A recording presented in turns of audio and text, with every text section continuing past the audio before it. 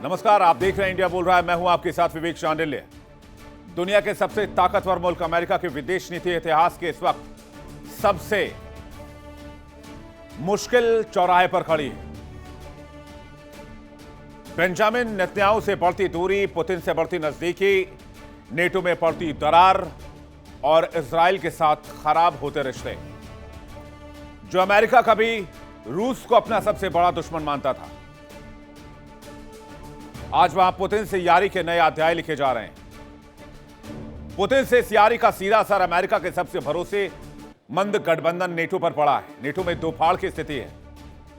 Europe के देश सहमे हुए हैं। डोनाल्ड ट्रंप 55 मिनट तक पुतिन से बात कर रहे हैं और इस वॉर को खत्म करने के लिए हर संभव मदद देने का भरोसा दे रहे हैं। अमेरिका ने साफ कर दिया है कि यूक्रेन की सुरक्षा का ठेका सिर्फ अमेरिका का नहीं है, लेकिन यह मोर्चा नंबर 1 है। उधर अमेरिका का प्यार कहे जाने वाले इजराइल को भी ट्रंप ने बलि का बकरा बना दिया है। जंग में डील करने के बहाने इजराइल को अकेला छोड़ दिया। तो इजराइल ने कह दिया कि इजराइल लेबनान पर हमले जारी रखेगा, हम सीजफायर को नहीं मानते। इजराइल ट्रंप का गुलाम नहीं, अमेरिका का गुलाम नहीं है। यानी कि मामला हाथ से निकलता जा रहा है।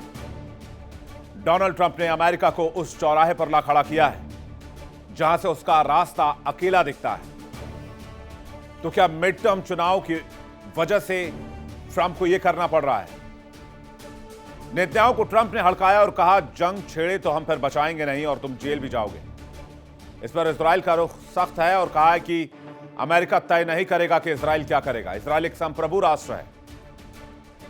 तो क्या दोस्ती की कहानी अब खुददारी, दुश्मनी और गद्दारी में बदल चुकी है? क्या ट्रंप खुद के लिए, अमेरिका के लिए, अमेरिका के दोस्त, अमेरिका के सहयोगियों की बलि चढ़ाएंगे, या फिर पर्दे के पीछे की कहानी कुछ और है? आज चर्चा इसी मुद्दे पर, और इसी मुद्दे पर डिटेल से स्टोरी। ईरान अमेरिका जंग के बीच डोनाल्ड ट्रंप ने दोस्त और दुश्मन की परिभाषा बदल दी। रूस के राष्ट्रपति व्लादिमीर पुतिन के साथ बढ़ती नजदीकियां, नेटो के भीतर बढ़ती हुई बेचैनी और इजराइल के साथ रिश्तों में तल्खी, ये सब ऐसे संकेत हैं जो दुनिया की सत्ता समीकरण को बदल रहे हैं। पुतिन से ट्रंप की यारी का सीधा और सबसे घातक असर अमेरिका के सबसे भरोसेमंद गठबंधन नेटो पर पड़ा है। नेटो में दो फाड़ की स्थिति हो रही है। यूरोप के देश सहमे हुए हैं क्योंकि अमेरिका का रूस के साथ नजदीक आना यूरोप की सुरक्षा पर सवाल उठा रहा है और अमेरिका कह रहा है कि यूरोप की सुरक्षा का ठेका अकेले अमेरिका ने नहीं उठा रखा है। यानी पुतिन के खौफ के आगे यूरोप को अकेला छोड़ दिया गया है। ताजा खबर यह है कि डोनाल्ड ट्रंप ने पुतिन से 55 मिनट तक बातचीत की, फोन लाइन पर, हॉटलाइन पर, और पुतिन को हर संभव मदद का भरोसा दिया है और कहा है कि रूस यूक्रेन जंग को वो खत्म करवा दें। यानी अब अमेरिका यूक्रेन के लिए युद्ध नहीं लड़ेगा। ट्रंप ने कई बार पुतिन की सार्वजनिक तौर से तारीफ की है। कल पुतिन ट्रंप में 55 मिनट तक बातचीत हुई है। ट्रंप ने कहा, रूस यूक्रेन जंग में हम मदद को तैयार हैं। रूस की मदद को लेकर नेटो में नाराजगी है। डोनाल्ड ट्रंप ने नेटो को कई बार अनुचित बोझ बताया है। यूक्रेन युद्ध को लेकर ट्रंप के रुख से कई यूरोपीय देश असहज हैं। नेटो के भीतर एकता और सामूहिक सुरक्षा पर बहस भी तेज है। जाहिर सी बात है, अमेरिका नेटो में अपनी भूमिका कम करना चाहता है। पुतिन के साथ नजदीकी बनाकर इस युद्ध को खत्म करना चाहते हैं ट्रंप। लेकिन कहानी सिर्फ एक मोर्चे की नहीं है। कहानी है ईरान और अमेरिका के बीच चल रहे जंग में भी। अमेरिका के सबसे करीबी मुल्क माने जाने वाले इजराइल से भी ट्रंप किनारा करने लगे हैं। जंग के चक्रव्यूह में फंसे ट्रंप ने डील के बहाने इजराइल को अकेला छोड़ दिया है। मिडिल ईस्ट में इजराइल को सबसे बड़ा झटका लगा है, क्योंकि जिस इजराइल की ढाल बनकर अमेरिका हमेशा खड़ा रहता था, आज उसी इजराइल पर अमेरिका कूटनीतिक प्रहार कर रहा है। 70 सालों में पहली बार वॉशिंगटन और तेल अवीव के बीच इतनी कड़वाहट दिख रही है। ट्रंप एक बिजनेसमैन की तरह विदेश नीति चलाते हैं। उनके लिए कोई विचारधारा, पुरानी दोस्ती, नई दोस्ती, ये चीजें मायने नहीं रखती। उनके लिए अगर कुछ मायने रखता है तो वह है डोनाल्ड ट्रंप का फायदा, डोनाल्ड ट्रंप का नुकसान, डोनाल्ड ट्रंप के हाथ कितने डॉलर्स आएंगे। क्योंकि मैं ये मानता हूं कि ट्रंप को अमेरिका की भी चिंता नहीं है। अब डोनाल्ड ट्रंप और नेतन्याहू यहां से दोराहे पर खड़े हुए हैं। तो ये खबर आपको मिल गई होगी कि 19 तारीख को जिनेवा में पीस डील साइन होनी है। लेकिन इस पीस डील के खिलाफ विवाद शुरू हो गया है। ट्रंप और नेतन्याहू के रिश्तों में कड़वाहट देखी जा रही है। एक वक्त तो ऐसा आया कि ट्रंप ने फोन लगाकर नेतन्याहू को कह दिया, आर यू क्रेजी?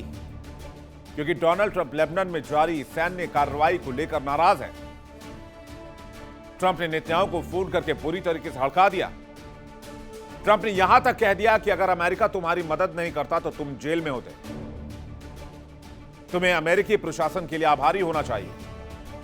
ट्रंप ने कहा कि इजराइल को इस समझौते से फायदा होगा। ईरान के पास परमाणु होता तो इजराइल 2 घंटे भी टिक नहीं पाता। लेकिन इस पीस डील के सामने आने के बाद इजराइल का खुला ऐलान भी सुन लीजिए। इजराइल ने बयान जारी कर कहा है कि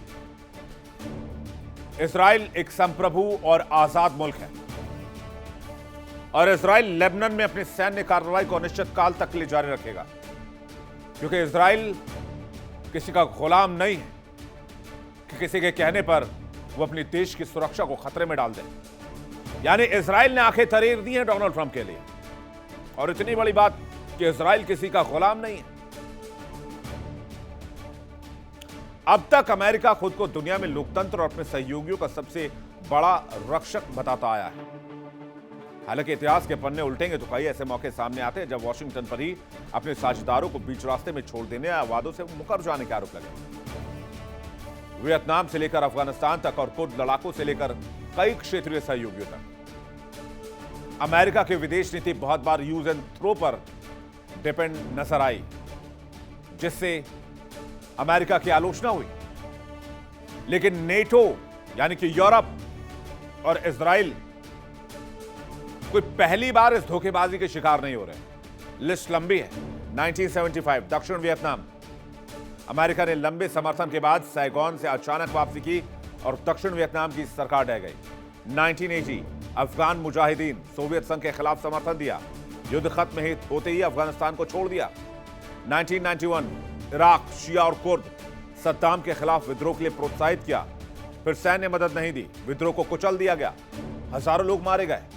2011 मिस्र, लंबे समय के सहयोगी राष्ट्रपति होस्नी मुबारक से दूरी बना ली।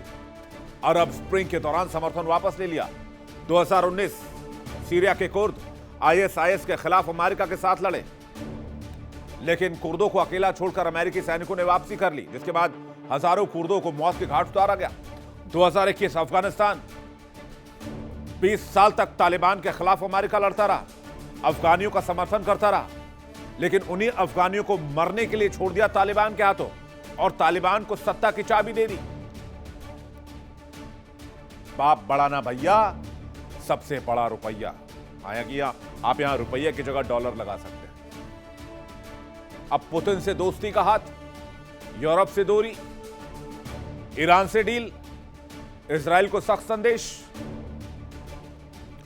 अमेरिका की नई विदेश नीति दुनिया में क्या जुल्म ढाएगी, क्या कयामत लाएगी,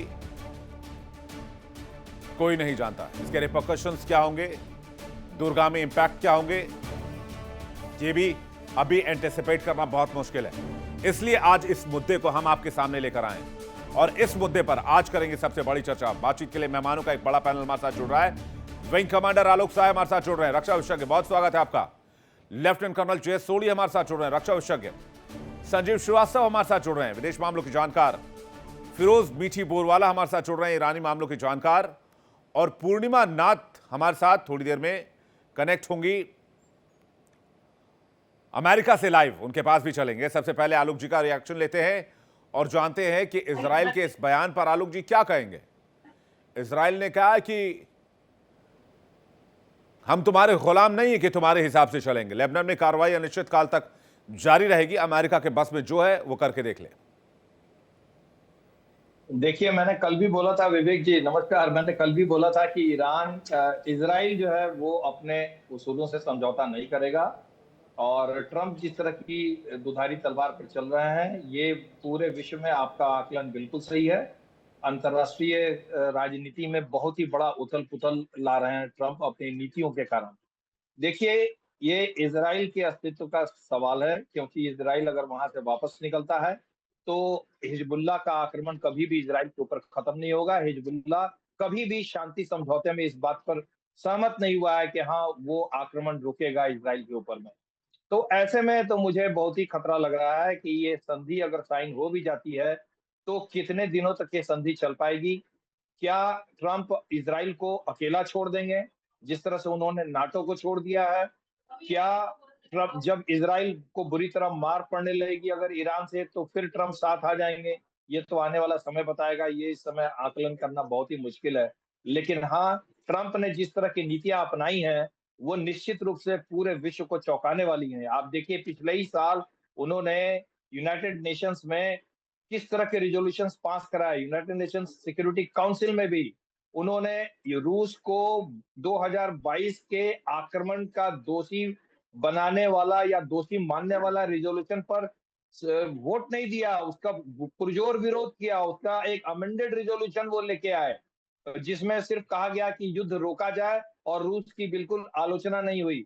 तो अमेरिका निश्चित रूप से रूस के साथ अपनी नजदीकियां बढ़ाना चाहता है। कारण इसके पीछे कई हो सकते हैं।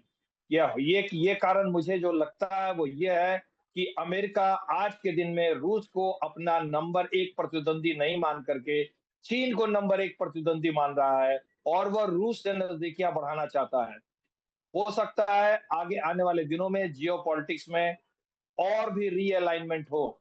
और नाटो इससे बहुत बुरी तरह बौखलाया हुआ है। G7 समिट में ट्रंप साहब गए तो हैं, लेकिन वहां पर क्या होगा, क्योंकि वहां पर वो नाटो देश है जिनको ट्रंप ने विश्व राजनीति में विभिन्न जगहों पे विभिन्न मुद्दों पे दरकिनार कर रखा था। तो ये G7 समिट में किस तरह का रुख होता है ट्रंप का इन G7 कंट्रीज के प्रति, और ये जैसे यूके और फ्रांस, ये किस तरह का रुख अख्तियार करते हैं ट्रंप के साथ में, ये देखने वाली बात है। बहुत ही दिलचस्प G7 समिट होने जा रहा है इस बार का इन मामलों में। और ट्रंप के लिए क्या दिलचस्प होगा? ट्रंप 5 झूठ लेकर आएंगे, खत्म G7 समिट। भाई जिस आदमी की पूरी सियासत, जिसका पूरा करियर झूठ के बुनियाद पर टिका हुआ है, उनके लिए क्या प्रॉब्लम है? आपके मुंह पे मैं बोल दूंगा अभी आलोक जी बहुत बढ़िया बात करते हैं, बहुत अच्छा एक्सप्लेन करते हैं, बाद में जाकर बोल दूंगा आलोक जी को तो कुछ समझ में आता ही नहीं है।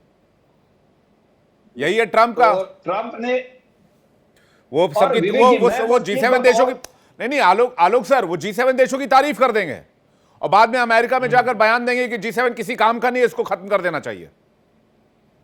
हाँ विवेक जी, बस एक लाइन ऐड करना चाहता हूं, ये स्पॉन्टेनियस रिएक्शन ट्रंप का नहीं है, क्योंकि आप पिछले साल से देखिए 2025 में जो हुआ तो फरवरी में ये सब यूनाइटेड नेशंस पे सब कांड हो रहे थे। देखिए इंडिया डेली 24/7 अब आपकी स्मार्ट टीवी पर। इंडिया डेली मौजूद है सभी डिजिटल प्लेटफॉर्म पर लाइव और लगातार। इंडिया डेली 24/7 हर दिन राष्ट्र को समर्पित।